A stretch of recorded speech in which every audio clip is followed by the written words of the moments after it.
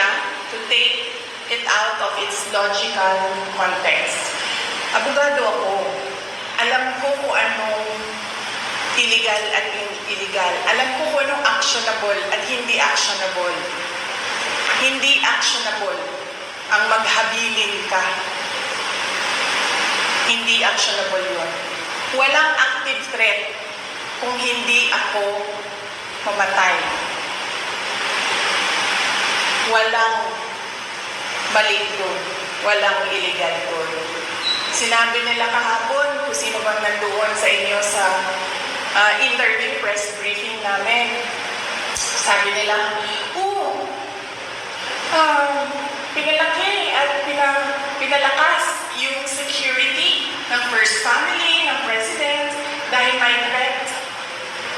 So ako, napaisip ako, nilalakasan niyo yung security niya? Ibig sabihin yun, papatayin na ako? Why for?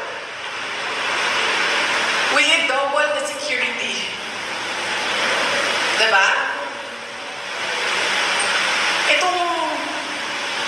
Itong mga dictators and oppressors, unfortunately, hindi sila magaling mag-isip. Basta lang sila tira, pero hindi nila iniisip na lahat ng sinasabi nila, it doesn't make sense. Especially kapag nagsisinungaling ka, mahuhuli at mahuhuli ka sa pagsisinungaling mo. Kaya nung nakita ko yung NBI sa Pila, nagpatanong kagad ako sa Negros. It's not the first time na ginawa nila yun sa isang Pilipino. Sabi ko, anong nangyari sa Negros? Sabi sa akin kung anong nangyari sa Negros. And sabi ko sa mga lawyers ko, yan, ang gusto nilang gawin. Sorry, yung sa PNP ko, kasi direct so ikaw yung gusto natin, yung security pa yung pagdadilig ng AFP. Yes, oo. Initially, we are filing charges against them as well.